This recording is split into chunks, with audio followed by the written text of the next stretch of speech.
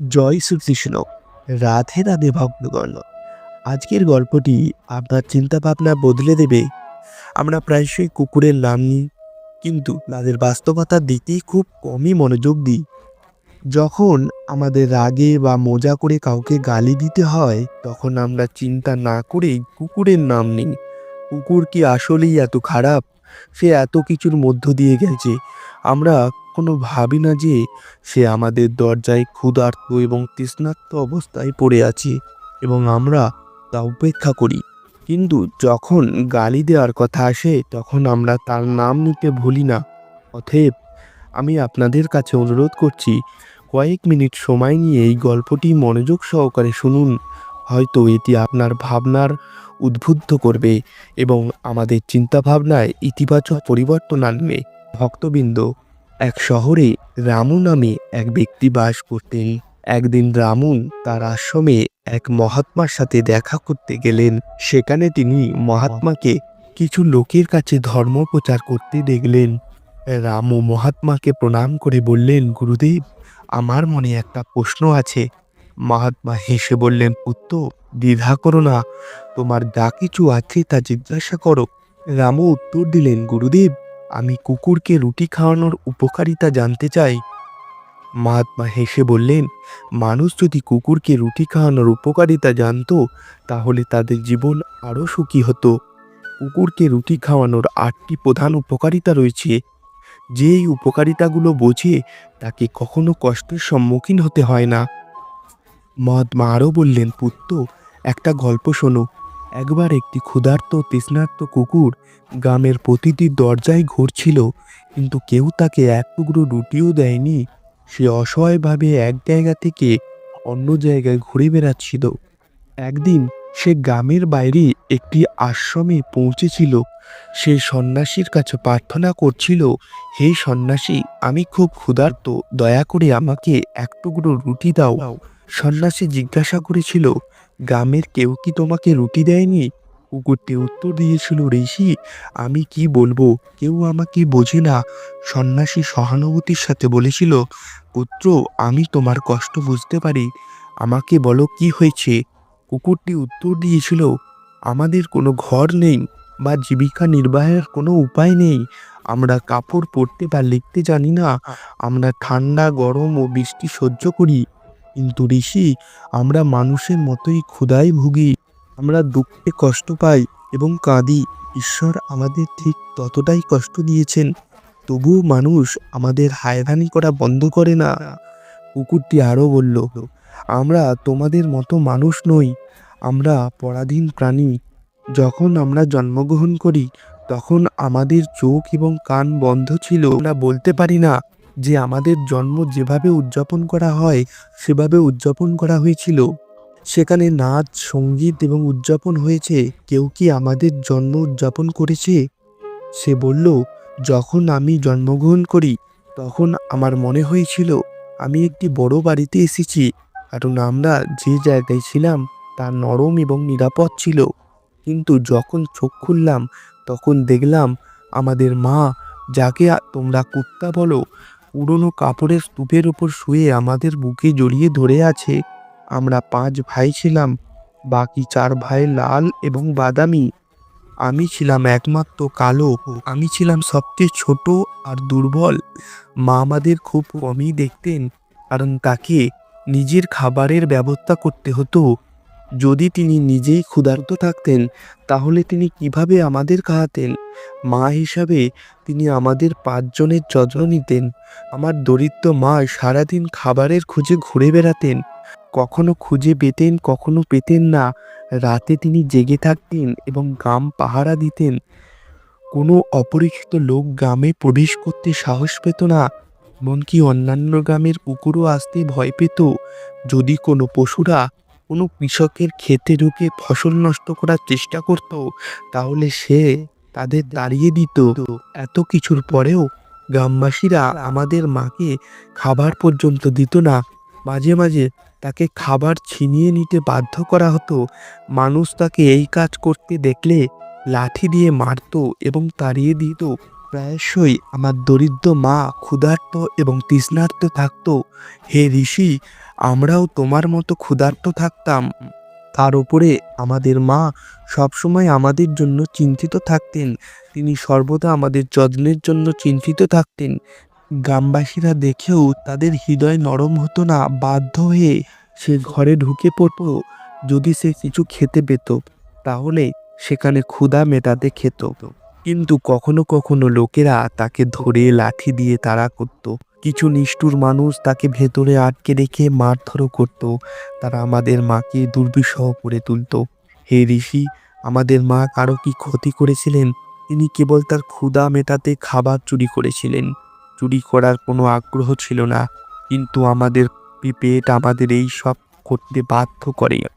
একদিনের কথা, প্রচণ্ড বৃষ্টি হচ্ছিল, ফুল ঝরছিল এবং ঠান্ডা বাতাস বইছিল। সেই তীব্র ঠান্ডায় আমাদের 3 ভাই কাঁপতে কাঁপতে মারা গিয়েছিল। সেই দিন আমাদের মা অনেক কেঁদেছিল, কিন্তু মানুষ আমাদের কষ্ট বুঝতে পারেনি, কারণ কেবল তাদের সন্তানেরা মারা গিয়েছিল। কুকুরটি আরও বলল, হে ঋষি, এখন আর মাত্র 2 ভাই আমরা বাকি ছিলাম। মা আমাদের দুজনকেই খুব যত্ন নিত। একদিন একই গ্রামে এক ধনী ব্যক্তির বাড়িতে ভোজ চলছিল। সেখানে নানা ধরনের মিষ্টি তৈরি হচ্ছিল। শেঠজির বাড়িতে অনেক অতিথি এসেছিল। মা খাবারের খোঁজে বারবার সেখানে যাচ্ছিল, কিন্তু মানুষ তাকে তাড়িয়ে দিচ্ছিল। কেউ তার জন্য এতটা করুণা বোধ করতো না যে তাকে একটা রুটি দিত। একটা রুটি তাদের কি ক্ষতি করত? আমার মা বারবার শেঠজির উঠানে যেত এবং দূরে দাঁড়িয়ে দেখতেন। যখন ভোজ শুরু হতো, তখন খাবার পরিবেশন করা হতো, তখন তিনিও সেখানে গিয়ে লেজ নাড়তেন। ঠিক তখনই খাবার পরিবেশনকারী লোকটি কিছু একটা করার জন্য ভেতরে ঢুকে পড়েন। আমার মা পা টিপে টিপে রুটি নিতে এগিয়ে যান, কিন্তু তখনই আরেকজন লোক তাকে দেখতে পান এবং চারদিক থেকে লোকেরা চিৎকার করে তার দিকে ছুটে যায়। আমার মা ভয় পেয়ে দৌড়ে যান, কিন্তু তিনি কোনো উপায় খুঁজে পাননি, কারণ সামনে থেকে লাঠি হাতে একজন আসছে। তার আতঙ্কে আমার মা ভোজে খাচ্ছিল এমন লোকেদের ওপর ঝাঁপিয়ে পড়ে পালিয়ে যান। ওহে ঋষি, আমার মা এত চিন্তিত ছিলেন না। যেখানে বসে থাকা সমস্ত লোক উঠে দাঁড়িয়ে পড়ল। কুকুরের পায়ের আড়ালে খাবার নষ্ট হয়ে গেছে। তারা নিজেদের মধ্যে আলোচনা করতে লাগলো, এখন কি করা উচিত? খাবার নষ্ট হয়ে গেছে। শেঠজি কেঁদে ফেললেন। কেউ কেউ বললেন, কুকুরে লাফিয়ে খাবারটা কিভাবে নষ্ট হয়ে গেল? সে খাবারের ভেতরে মুখ দেয়নি, সে তো সবেমাত্র সীমা লঙ্ঘন করেছে। শহরের মানুষ কুকুর পালন করে, তারা তাদের ঘরে তাদের ঘুমাতে দেয়, খাওয়াতে দেয়, এতে কোনো ভুল নেই। কিন্তু তাদের মধ্যে কিছু ধনী পরিবারেও ছিল, তাদের কথা কাউকে শুনতে বাধা দেয়নি। তারা বলতে শুরু করে যে খাবারটি নষ্ট হয়ে গেছে, এটি আর খাওয়ার যোগ্য ছিল না। অবশেষে তাদের কথা মেনে নেওয়া হয় এবং সমস্ত খাবার দরিদ্রদের মধ্যে বিতরণ করা হয়। সেদিন আমার মা একটি সুস্বাদু খাবার খেয়েছিলেন। তিনি জীবনে কখনো এত সুখ অনুভব করেননি, কিন্তু এই সুখই তার জন্য এক বিরাট সমস্যা হয়ে দাঁড়ায়। খাবার পর তিনি সেখানে আরামে শুয়েছিলেন। তারপর ব্যবসায়ী লাঠি নিয়ে এসে তাকে নির্মমভাবে মারতে শুরু করে। সে পালানোর সুযোগও পাননি। লাঠির আঘাতে সে ব্যথায় চিৎকার করে ওঠে। তার চিৎকার পাথর হয়ে গেল, কিন্তু নিষ্ঠুর ব্যবসায়ী কোনো দয়া দেখায়নি। সে তাকে মারতে থাকে। তার কণ্ঠস্বর সারা গ্রামে প্রতিধ্বনিত হয়। তারপর কিছু লোক এসে বলল, সেট, ওকে ছেড়ে দাও। ক্ষুধা এমনকি একজন মানুষকে পাগল করে দিতে পারে। এটি কেবল একটি প্রাণী, এটি মন্দ ভালো সম্পর্কে কি জানে? এটা মেরে তোমার কি লাভ হবে? লোকেরা যখন তাকে রাজি করালো, তখন ব্যবসায়ী তাকে মারধর করা বন্ধ করে দিল। অনেক কষ্টে মা আমাদের কাছে ফিরে এলেন। তিনি আমাদের পুরো ঘটনাটি বললেন। আমরা 2 ভাই ভাবলাম কুকুরের জীবন কত কঠিন। মানুষ আমাদের এক টুকরো রুটির জন্য চোরের মতো মারে। তারা আমাদের কষ্ট বোঝে না, তারা কত নিষ্ঠুর। তারপর কুকুরটি বলল, হে ঋষি, একদিন ঘটনাটি ঘটেছিল। এক ব্রাহ্মণ সেই গ্রামের বাইরে থাকতেন। তিনি তার খাবারের জন্য একটি চুলা তৈরি করেছিলেন এবং তাতে মসুর ডাল রেখে দিয়েছিলেন। তারপর তিনি ময়দা মেখে সেখানে রেখে জল আনতে কূপের কাছে গিয়েছিল। ইতিমধ্যে আমার মা সেখানে ঘুরে বেড়াতে ইতিমধ্যে আমার মা সেখানে ঘুরে বেড়াচ্ছিল। তিনি ময়দা দেখে ভাবলেন যে সম্ভবত এর কোনো মালিক নেই। এই ভেবে তিনি তা খেতে শুরু করলেন। ইতিমধ্যে ব্রাহ্মণটি কূপ থেকে দেখতে পেলেন যে একটি কুত্তা তার আটা খাচ্ছে। সে দুঃখিত হয়ে কাঁদতে শুরু করলো, কারণ সেও 2 দিন ধরে ক্ষুধার্ত এবং ক্লান্ত ছিল। কিন্তু লোক বলতে শুরু করলো, হে প্রভু ব্রাহ্মণ, এই কুত্তাটি আপনার আটাও নষ্ট করে দিয়েছে, গতকাল সে সেটের রান্নাঘরও নষ্ট করে দিয়েছে। ব্রাহ্মণ দুঃখের সাথে বললেন, ভাই আমি কিভাবে জানলাম যে এই দুষ্টু কুকুরটি আমার আটার পেছনে লেগেছে? তারপর ব্রাহ্মণ একটি লাঠি তুলে আমার মাকে আক্রমণ করলেন। তিনি ঠিকমতো খাবারও খাননি, কিন্তু লাঠির আঘাত তার উপর নেমে এলো। মাসের পর মাস ধরে সে খুঁড়িয়ে খুঁড়িয়ে ঘুরে বেড়াতো। তারপর আমরা বুঝতে পারলাম মানুষ কতটা স্বার্থপর। আমরা তাদের জন্য এত পরিশ্রম করি, তাদের যত্ন নিই, কিন্তু তারা আমাদের কষ্ট বোঝে না। কুকুরটি তখন বলল, হে ঋষি, আমাদের সবচেয়ে বড় ভুল হলো আমরা সেই স্বার্থপর মানুষদের বশীভূত হতে চাই যারা আমাদের ক্ষতি করে। আবার এমনও আছে যারা আমাদের সাথে ভালোবাসা এবং সহানুভূতির সাথে আচরণ করে, কিন্তু আমরা কখনোই বুঝতে পারি না যে তারা আমাদের জন্য কতটা সহায়ক। ভক্তরা, কুকুর কেবল আমাদের ঘর রক্ষা করে না, বরং আমাদের জীবনে অনেক ইতিবাচক প্রভাবও বয়ে আনে, যা খুব কম লোকই জানে। মহাত্মা বলেছিলেন যে যদি কেউ কুকুরকে রুটি খাওয়ানোর গুরুত্ব বোঝে, তাহলে সে জীবনের অনেক অসুবিধা এড়াতে পারে। আজ আমি আপনাকে কুকুরকে রুটি খাওয়ানোর আটটি দুর্দান্ত সুবিধা বলবো, যা আপনাকে অবাক করবে। প্রাচীন ঐতিহ্য অনুসারে বাড়িতে যখন রুটি তৈরি করা হয়, তখন প্রথম রুটি গরুর জন্য এবং শেষ রুটি কুকুরের জন্য রাখা উচিত। মহাত্মা বলেছিলেন যে এই নিয়মগুলি ঈশ্বর দ্বারা প্রতিষ্ঠিত, কিন্তু আজকাল মানুষ এই নিয়মগুলি ভুলে গেছে এবং এর ফলে তাদের জীবনে নেতিবাচক প্রভাব পড়েছে।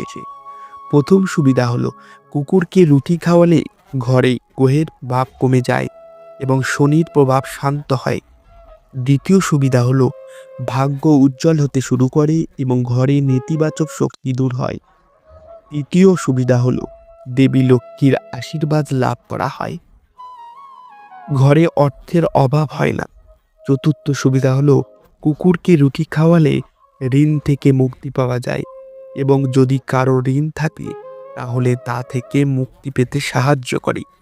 পঞ্চম সুবিধা হলো, নিয়মিত রুটি খাওয়ালে ব্যথার অগ্রগতি হয়। ষষ্ঠ সুবিধা হলো, কুকুরকে রুটি খাওয়ালে আয়ু বৃদ্ধি পায়, আটকে থাকা অর্থ পুনরুদ্ধারে সাহায্য করে। সপ্তম সুবিধা হলো, স্বাস্থ্যের উন্নতি হয় এবং মানসিক অবস্থা দৃঢ় থাকে।